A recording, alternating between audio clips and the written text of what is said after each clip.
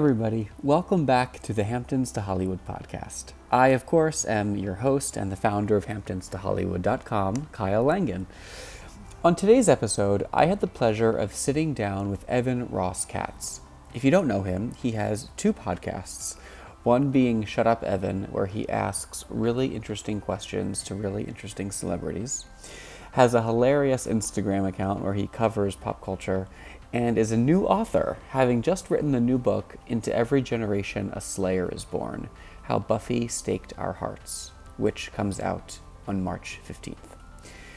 Now, if you know me, you know I am a massive Sarah Michelle Gellar and Buffy the Vampire Slayer fan, so this conversation was both personally satisfying, but also spoke to larger social issues, controversies, and movements that have enshrouded Buffy in recent years.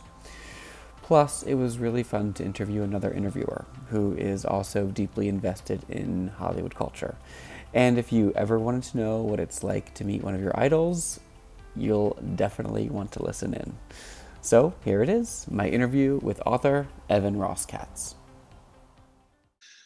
All right, so Evan, thank you so much for your time today and being on the Hamptons to Hollywood podcast. I really appreciate it.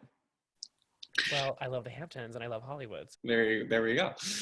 I love hearing interviews with interviewers, because I think it's really cool when the curtain gets pulled back and you get to hear a little bit more about someone who is professionally curious, like I would say, that you are, because you get to talk to people and ask them questions all the time. So I just wanted to start with your career and how you have amassed this incredible, media presence, because it's not an easy thing to do, and you're great at it. So talk to me about how you built this media career for yourself and how you kind of like leveraged social media to do it. Well, I love the framework of the question because I too am interested in like the art of interview, which I think really began for me with my love of Barbara Walters and coming to understand that like the skill of an interview is far more than just the question one asks. It's gaining the trust of the subject, and that can be done, with really intentional purpose. It can be done through the subconscious. There are lots of ways in which it happens. As far as building, I'm going to quote you. You said empire. I wouldn't be so grandiose to call it that, but I appreciate it. I would say it's not that interesting so much as just you use the word curious. It's a word I would use as well. I've always been deeply curious, and I am someone who is just always in the DMs. I'm always voice memoing with friends, with strangers, with family members, with acquaintances about everything. I find things that others might consider mundane to be really interesting and fascinating and worth dissecting. And so I think in addition to constantly kind of being in conversation with lots of people, I'm always sort of taking drinks with someone or grabbing a coffee or just trying to enrich my life with as many people and therefore perspectives as possible. And so I think it's kind of been a domino effect of like you meet one person and you become friends, and then they introduce you to another person who opens up another thing, or you a friend who's working on a new project that introduces you to an actor that you weren't aware of, and then you start following that actor and you're like, oh my God, we both love X thing. Yeah. And I think having a shared thing that you love is like very immediately bonding, especially when it's not, like we're all watching Euphoria right now. So like, or a lot of us are. So like to bond over Euphoria to me is kind of like yawn inducing, but to bond over Abbott Elementary, which is a show that I'm watching and loving, when I find someone that's also watching that, I'm so excited to be able to discourse about this show that I've recently found. So I think like just shared interests that aren't in the most mainstream spaces are another way to really latch on to others and find a connection point. Yeah. Well, that makes me not even more excited, just excited to speak to you today because as you do, I mean, I don't know if I know anyone who knows more about Buffy than me until today, because now I'm talking to you.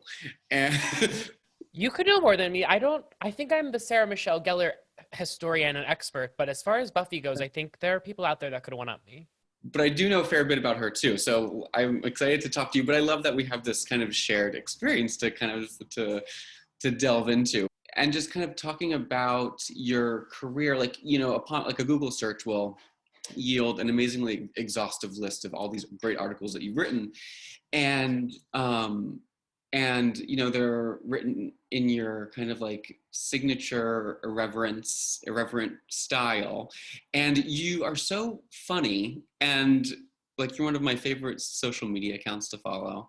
And I just wanted to know, like, have you always been funny, or how did that come about?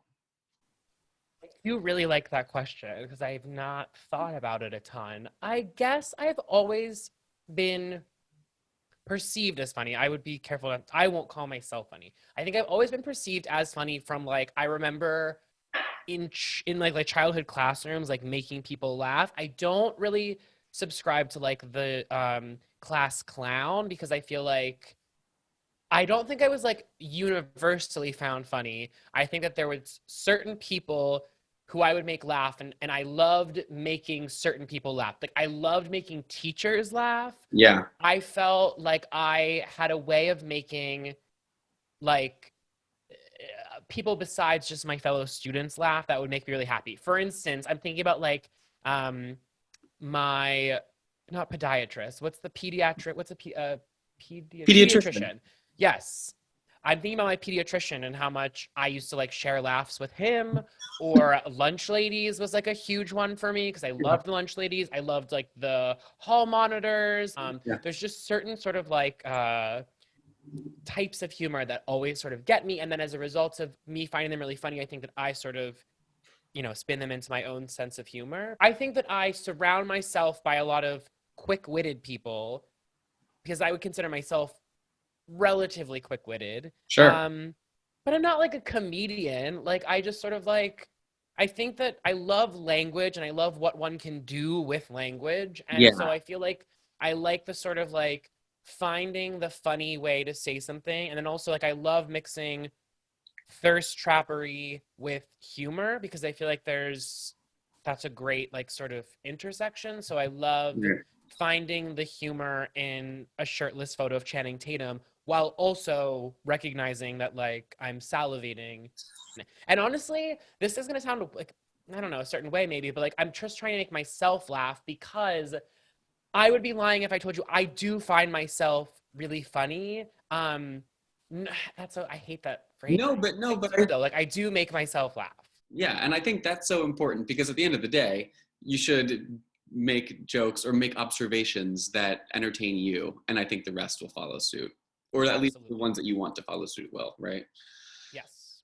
Do you think you use it as a defense mechanism? Because I find that a lot of funny people tend to be either like self-deprecating in like a humorous way, or you know what I mean? Yeah, no, I like that question too. I like a lot of your questions.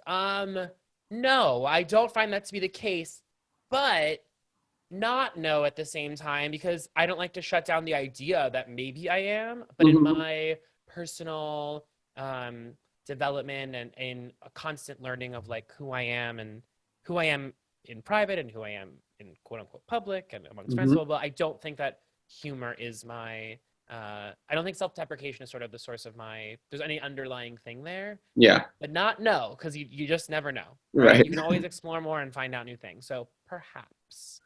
And as your career has grown, right, there is an understood like you have more of a responsibility because you're reaching more people.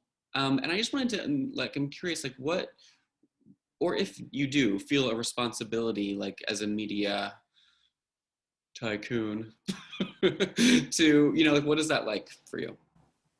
No, I don't feel any responsibility because I'm not selling anything. I'm not, if anything, I'm promoting articles that I've written, but I don't, again, it's like, I'm not a media empire. I'm not beholden to advertisers or anyone really outside of myself. And so, and I think that if I started to take that approach of like the responsibility, there's a level of like, taking myself too seriously that I just don't I don't subscribe to, that I don't really think a lot about the content that I'm making and all of this Yeah. stuff. It's very, my rule of thumb is like, I want to have fun. If I'm not having fun, then I'm going to stop. I won't post for the day or for the week or what have you. But like, for the most part, I want to have fun and engage with others who want to have fun.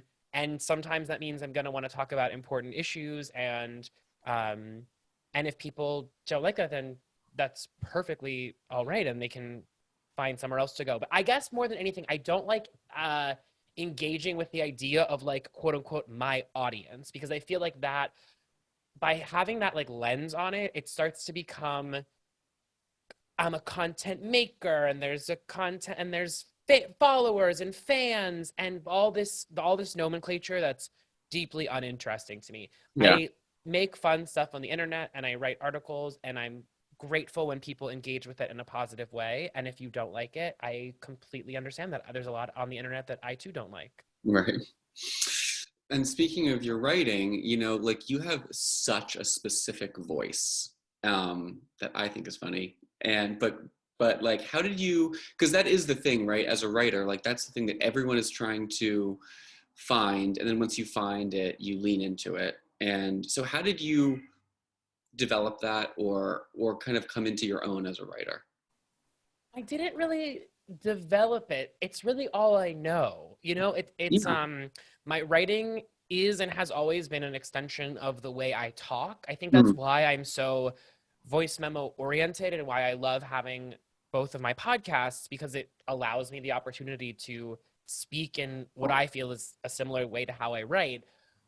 All throughout like middle school and into high school, I was very not like, English teachers really had it out for me, it seemed at times. I mean, but like because I don't speak in full sentences, I often speak in fragments, and by proxy I write in fragments. And language has changed a lot because of social media, in terms of like, fragments, for instance, are a lot more popular now because bite-sized language and bite-sized phrases are just more appealing, because that's what's most commonly disseminated on the internet, which is where Mhm. a lot of people read.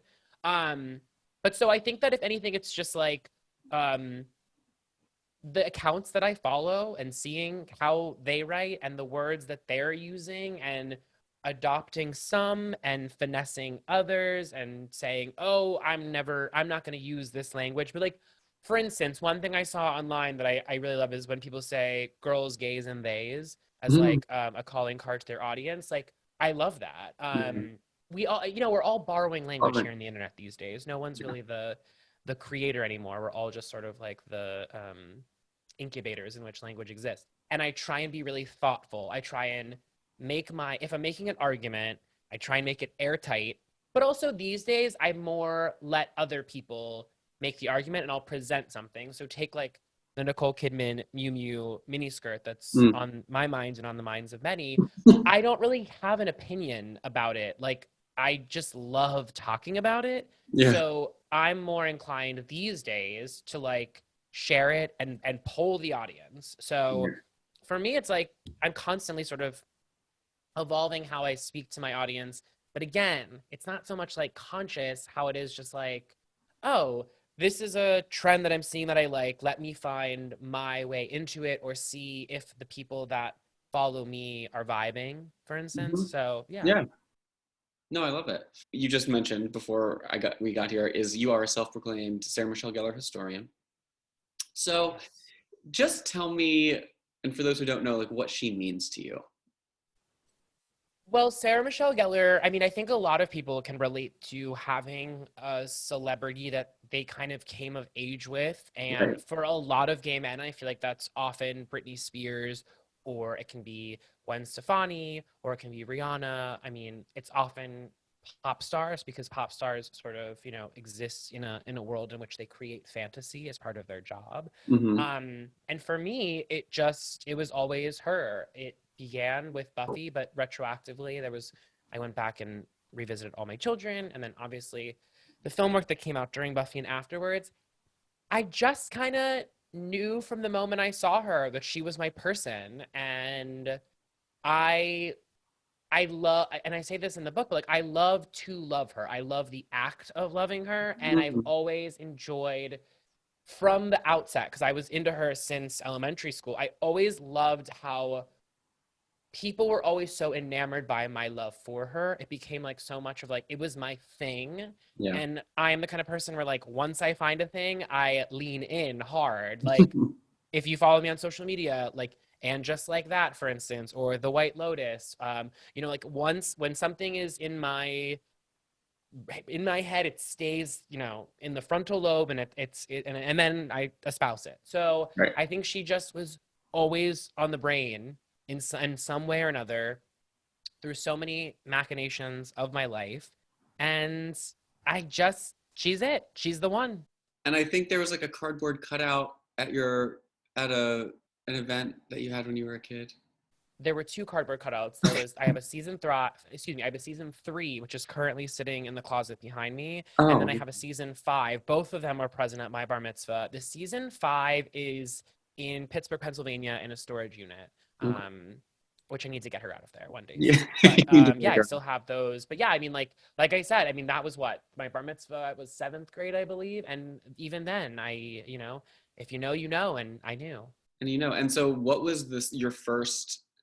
Because you've interviewed her for the book, so, and probably maybe even before then. So, what was your first experience, like the experience with her? Like, we met in April of 2017, so it will be 5 years in 2 months. Do I remember the day? I want to say it was like April 7th. It was right around my birthday, because I remember that much. I was at Watch What Happens Live. okay. My friends who worked on the show invited me, and I got to sit front row. And then a commercial break happened, and Andy turned to me and he asked if I'd met her. And I said no, but I said I don't want to meet her, because I didn't want to meet her just because I was nervous I'd explode, literally, you know, and I just didn't want to make a mess of the clubhouse. So he introduced us. We got a photo together. And then the next day, I got an email from her being like, why didn't you tell me that was you? And the story behind that quickly is that we have a lot of entry points, her and I, to like how we have a lot of people in common. And that's why I feel like our lives are sort of, or not our lives, my life has always been leading me to her. But I had basically gone to Whole Foods and taken Whole Foods in Williamsburg right when her brand Food Stirs was first popping up in store.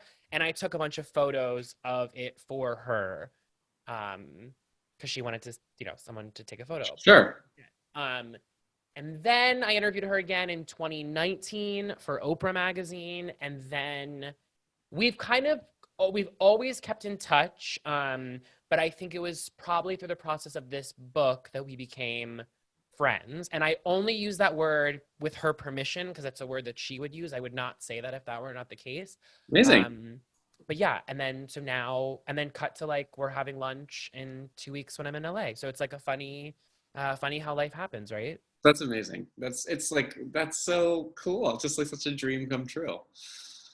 It's a dream come true, but what's funny is, and I was just saying this to a friend of mine, like she is still my idol, and she's remarkably human to me now. It's like it's funny how that happens. It's hard to explain, because I don't really, it's happening all in real time, but it's like, I still revere her as my person, as I said, you know, from my childhood. Yeah. But at the same time, when we interact, I don't feel like I'm like, you know, overthinking. It's like, and I think this comes from my professional life of just interacting with celebrities a lot, is that they sort of lose the importance that maybe you once placed on them, and then their humanity kind of sets in, and you're kind of like, well, I have as much to offer to you as you have to offer to me. I'm funny, right? That's worth something.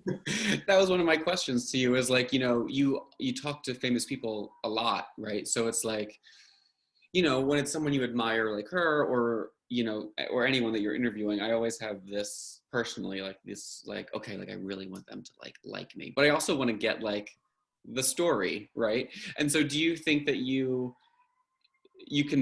become good now at toggling between like journalist and like fan? That's a good question. I feel like it really depends on the subject and what I'm trying to do. I think that there are times when there's a kind of question that has to be asked because Mhm. it's out there, and it can become tricky because with a lot of these people I either have a friendship with them, some sort of relationship from social media, or I know the publicist. Like there's always some sort of something at stake. But I have relinquished the desire to be liked, which I did have for a long time. I would say now I want to be remembered. Mm. I really pride myself on not asking the same questions that others might have asked. And I Yeah. had a moment when I was preparing. I did an interview recently with Jonathan Groff, and I was like preparing I my heard it. questions, Yeah, yeah. and I was like, I'm not going to ask about Hamilton or Frozen because I just was sitting there writing up a question about it. And I just was like, to be completely honest with you, I don't care for either of those projects. They're just not that I have nothing bad to say about them. They're just Yeah. not on my radar. And everything that needs to be asked about those projects from him, I feel confidently in thinking or feeling that it has been asked before, and that I am not going to add to the canon of great questions that Jonathan Groff has been asked about these two massive projects. So I feel like my greater value is, let's spend 15 minutes deep diving on Spring Awakening, a Right. project that I don't know if you've been asked every question about, and that I have a lot more of an access point to. And so memorability is really what it comes back to, and just being like, I don't want to be another interviewer asking about the thing.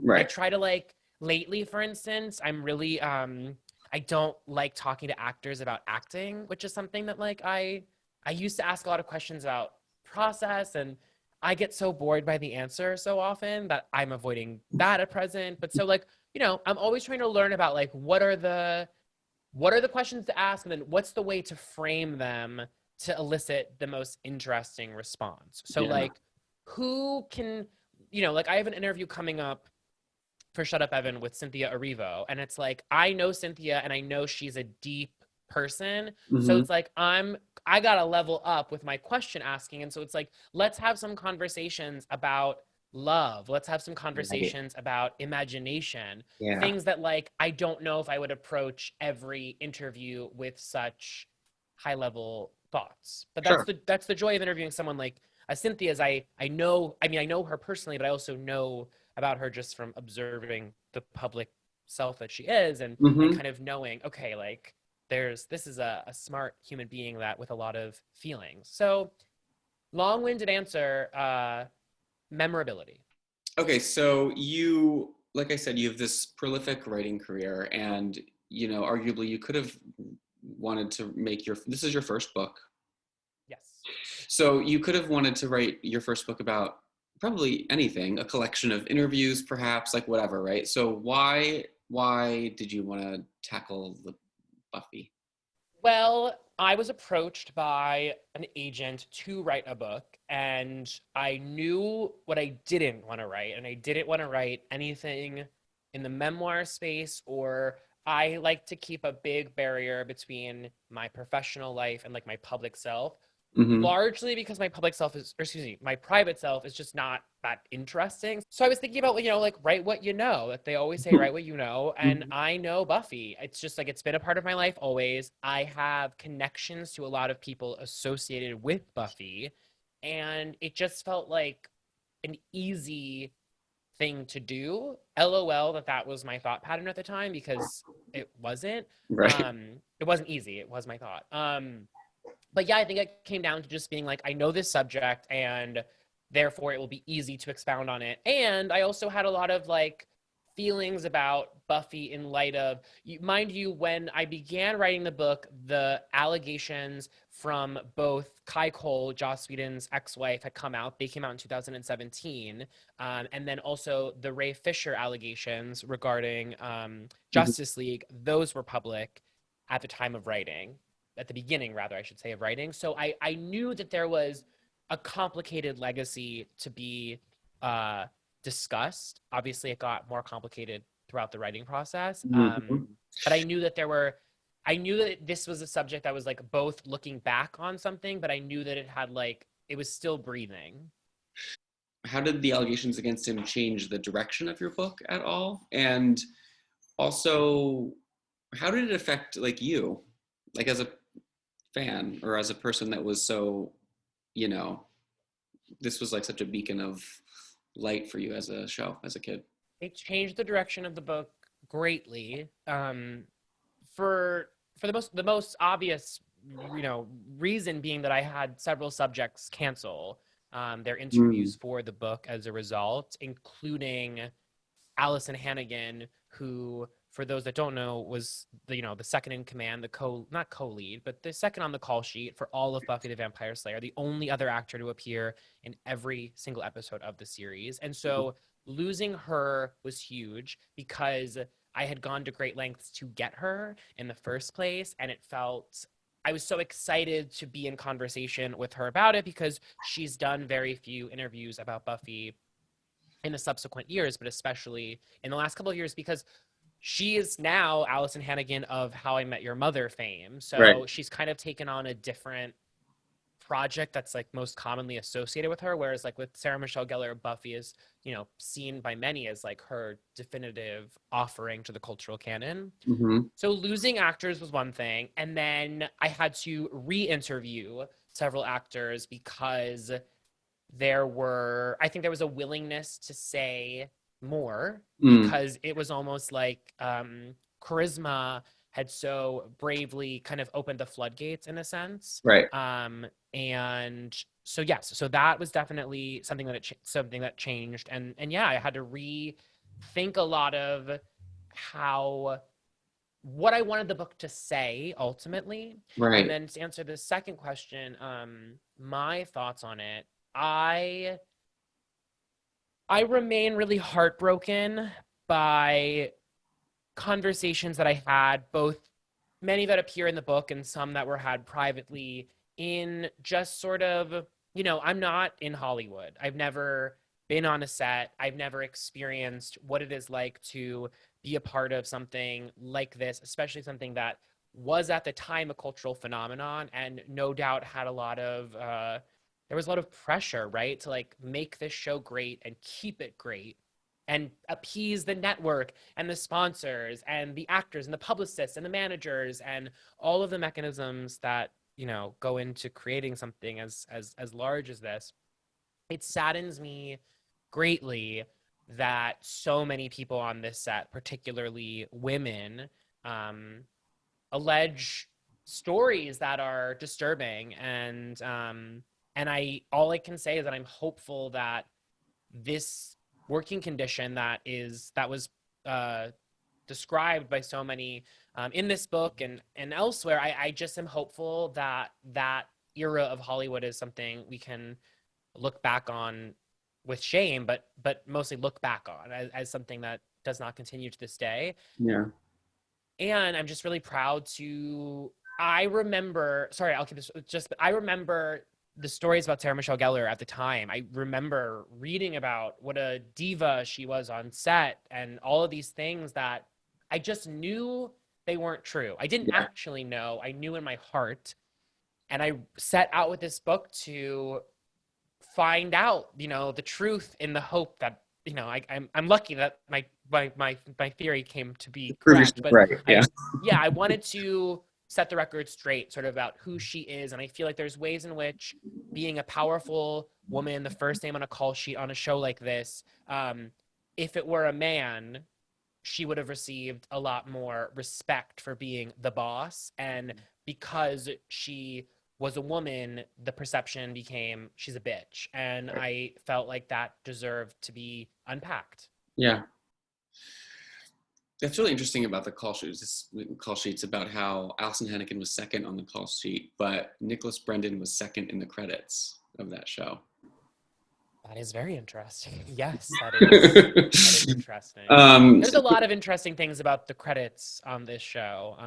Some of which are explored in the book, but yes, who gets what credit and when? And then this is kind of a related question, but kind of the theme of like, don't meet your heroes, right? Where it's kind of like you're afraid, but to take a deep dive into the show, I mean, I'm guessing it was your favorite show for a long time. To take a deep dive into something that you love so much is you're bound to dredge up some like inconvenient truths about something that you once romanticized, right? And so whether it was like the tarnished reputation of Joss Whedon or something else, I just wanted to see if there's anything else you discovered in your research that made you look at the show or Hollywood in like a different way. This is a really fascinating cast. To compare it to like a Dawson's Creek, where all four of them have gone on to tremendous success within the industry after the fact and are all big stars. This cast sort of is a little all over the place. As I mentioned, like Allison Hannigan is probably better known now for How I Met Your Mother. Nicholas Brendon has barely done any acting work since and been arrested, I think, 7 times now. I mean, I had to go back and update a draft of the book at one point because he was arrested during the writing of this book once again.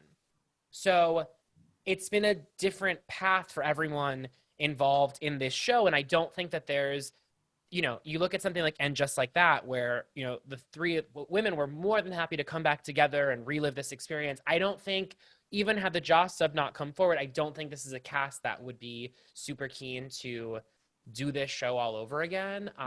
And so it's been interesting just sort of understanding what one does with a legacy that you're, on the one hand, quite proud of because of the impact of this show and that it's had on so many, but also was maybe not a great time in your life, professionally or otherwise, or maybe because it was not great professionally, it seeped into your everyday life. So I think honestly, it's like, I've just come to understand, and this is bigger than just Buffy, but it's like, there's what you see in life, and then there's like the real.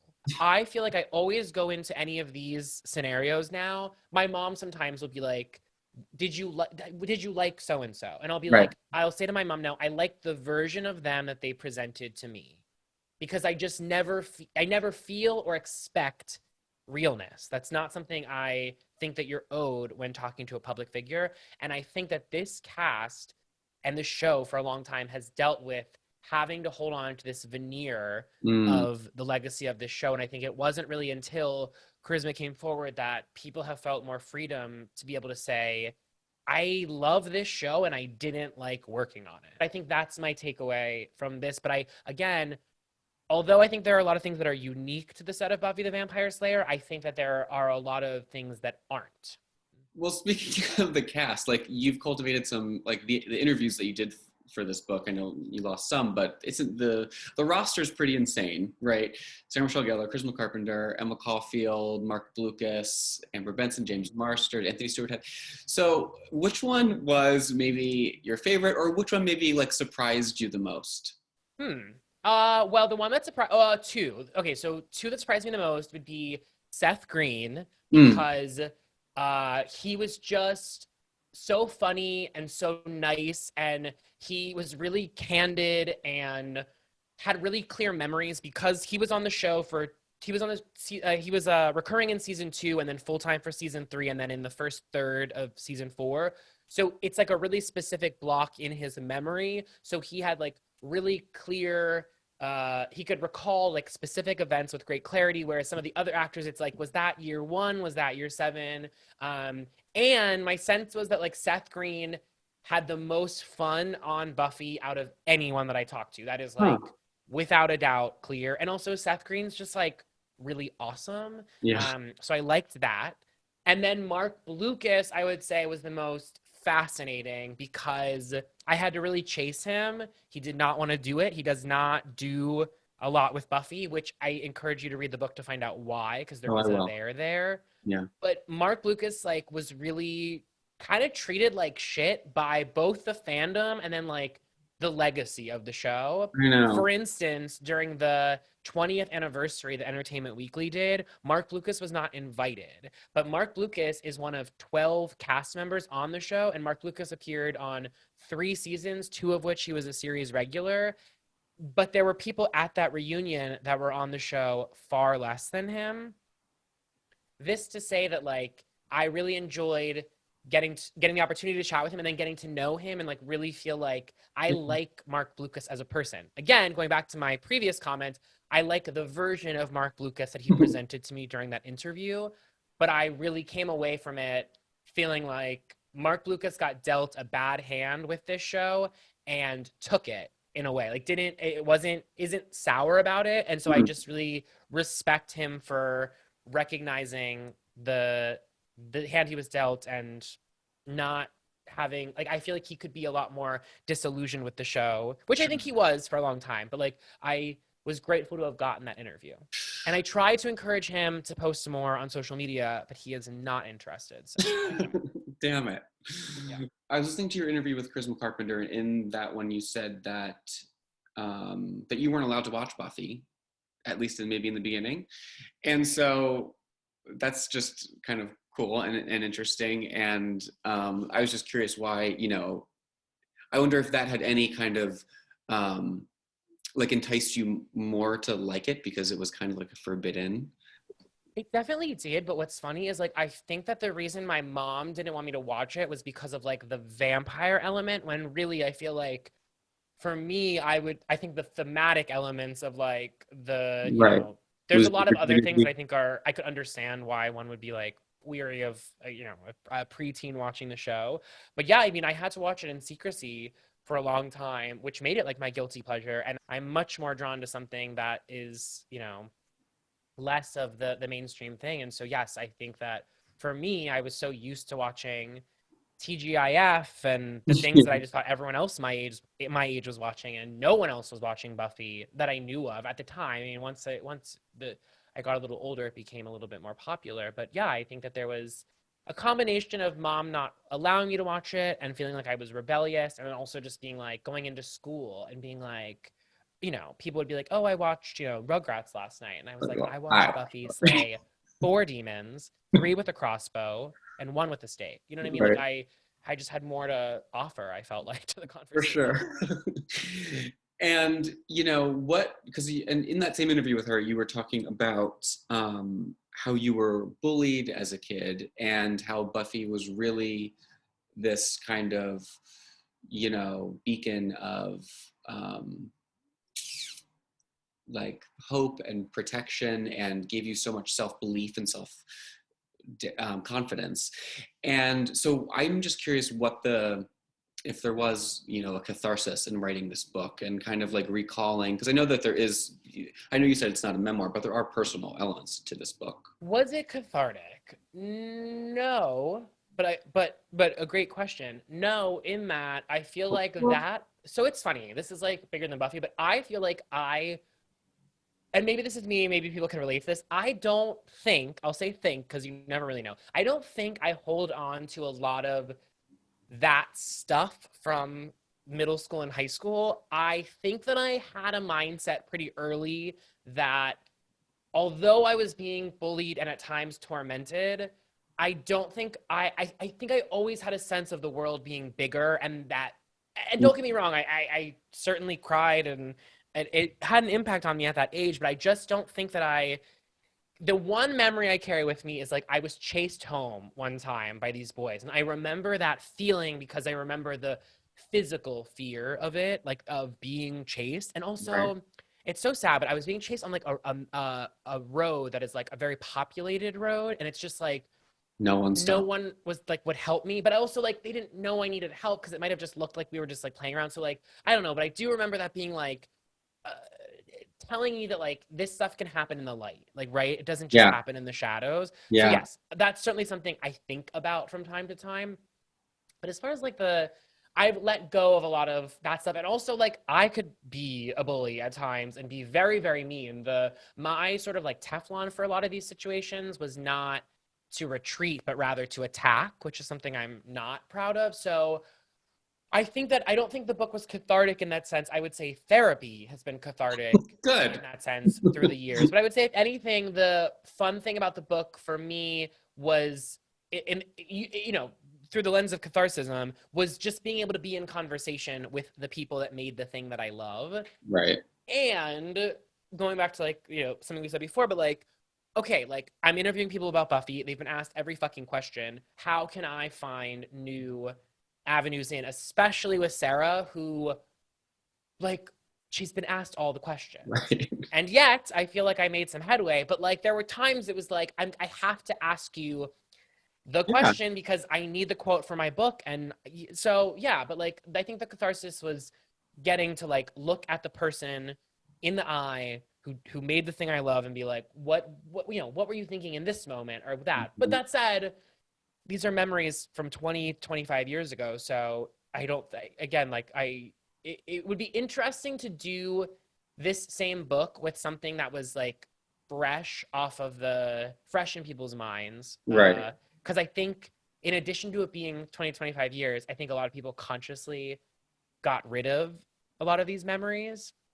There's a quote in the book that's actually from the Tina Turner HBO documentary that like really stuck with me. And it's the man that interviewed Tina Turner for People magazine that first revealed the story about the abuse that she was suffering at the hands of Ike Turner.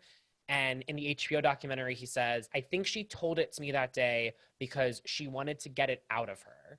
And I felt that way at times with some of these interviews where it was just like, I think people told me things to get rid of them. Huh. That's actually really interesting. Buffy has become a gay icon, of course. And so I just wanted to, why do you think that is? And, and then I guess just kind of speak to the larger legacy of how the show has remained such a staple, even today. Well, I mean, it's gay for like the obvious reasons in that like it has multiple LGBTQ plus characters. You've got Willow, you've got Tara, you've got Andrew, who is either, we get into that in the book, but he's gay in the comic books and blah, blah, blah. And then you have Willow's second girlfriend, Kennedy. So you have lots of LGBTQ plus characters. Yeah. Then you have like the innate queerness of a character like Buffy, who is sort of like this outsider who has this secret identity, who has to come out to her mother as the Slayer. Right. So that was certainly queer. And then also it's just like she was a badass who went to school during the day and then didn't change her clothes at all and went and like fought demons. And so I think, and I get into this in the book, but I think there's something about the fact that like she didn't have like a uniform for slaying, unlike Catwoman or Wonder Woman or, the superheroes that preceded her. She was just herself always, right? Like the quips that she was quipping with her friends were the same ones that she was, the same puns that she was doing with, the demon she was about to kill. Right. I just felt like the lack of code switching was something that was really resonant, especially as someone who, as a gay guy growing up, had to do a lot of code switching. I think that there was something admirable about like Buffy never having to like withhold any part of who she was outside of like her Slayer identity, but like that didn't change sort of like the way she interacted with the world. So I think there's like a lot of queerness that's like overt and that's really interesting. And then also I think that there are ways in which the show is queer that are unintended, that like are just that took on a queerness. Like for instance, the coming out to her mother, I don't think that was like written as like a queer parable of any kind, but it is. But like I don't think that was the intention of like, let's frame this in a way so it's like a gay person coming out. So I just think it's so queer. That's so cool. Okay, just a couple, because I don't want to keep you here all day, but just a couple fun questions. Rank the seasons from your favorite to least. Okay, so my favorite is season 3, and then 2, and then 5, and then 3, 2, 5, 4, 1, 6, 7. Evan, that is my exact order too. That's so funny. I talk about this in the book, but like season 6 and 7 are not for me. No, they're not for me either. Do you have like a favorite episode or? Okay. I do. My favorite episode is season 4, episode 16, Who Are You? When Buffy and Faith switch bodies. Oh yes, of course. Faith is my favorite character. So getting her back was such a treat. And then also I just think Sarah Michelle Gellar is at like her I mean, just next level. I love the concept of that episode, and I love that they do her saying, because it's wrong. because it's not right. Yeah. They build, I mean, I guess if you're listening to this, you should check it out, but it's just such a good episode. I think it's just really structurally sound, and I think that it like, I love the idea that like Faith is inherently good and she has badness in her, and that like it's not one or the other. And so I love the character of Faith, and I think Sarah Michelle Gellar and Eliza Dushku have such phenomenal chemistry. What's your favorite Sarah Michelle Gellar movie and performance, if it's not the same? Well, one of my favorite Sarah Michelle Gellar performances would be in the movie Suburban Girl, which I love that movie. Not available anywhere, but I love it. It's actually a really great movie. And I also love her performance in Simply Irresistible, because I think that's just a great film, although she hates it. My favorite Sarah Michelle Gellar movie, I'm gonna go with I Know What You Did Last Summer. I think it's such a great movie. I think it's original in its genre at the time, and then I also think that the amount that they give her to do, I think Helen is like a really, all of the characters, but particularly Helen. Every time you watch it, I'm just like, God, if she could just get out of that fucking alley. I want her to survive. And I wish that the sequel was Brandy and Sarah Michelle Gellar instead of J-Love. Oh, interesting. No disrespect to J-Love. She's an actress. Is there anything of hers you haven't seen? No. I was thinking, no. This is just kind of not Buffy related at all, but what do you want to happen in season 2 of And Just Like That? Because I know that you are very into it. So I would love for Carrie to assume more of her season 1 self, which is to say, I would love Carrie to go out more and have casual sex and have boyfriends that last an episode. I would love to see some of the former flames. There's this guy, Jared, from season 1, the one who used to film the models fucking, that I would love to see back. Also, there was the guy in season 2 that she tried to be friends with benefits. She tried to turn benefits into a relationship, and that didn't work. I'd love to see him back. I've mentioned before, but I'd love to see John Slattery's character back. So I'd love to see some of the former guys come back. From Miranda, I'd love to ditch the Che plot altogether, and I would like to see Miranda get back with Steve and open up her relationship in a way so that it can, satisfy her sexual needs and continue to explore her queerness. And then I would need to get a writer's room together and table some thoughts on Charlotte, because I don't have them off the top of my head. But I am eager for the confirmation of a season 2. And then I just want to know, like, your dream interview subject, if you haven't already interviewed them. I mean, my dream interview subject is Kim Cattrall by a long shot. I just feel that, and I would be happy to remove any conversation about, what went awry with Sex and the City 3 and in the subsequent years. That's not even why I'm interested in her. I just think that she's so remarkable. I think that she has so many incredible roles. I don't think she's often given her credit, both as an actress, but also her just like the role of Samantha Jones and like what she brings to it is so dynamic, and I love it. And so I would just love the opportunity to talk with her. I think she's very bizarre. I love how private she is, but like she's a little bit kind of logged on, which I like. And I would just value the opportunity to interview someone that I feel like was there for me, at like helped me grow up in so many ways and taught me about orgasms and so many important things. So definitely Kim.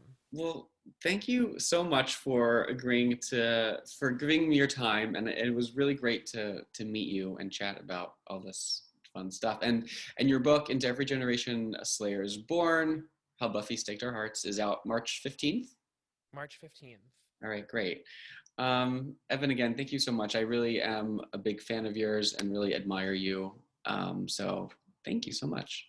Thank you. I appreciate the interest in chatting with me, and I hope I was entertaining. You were great.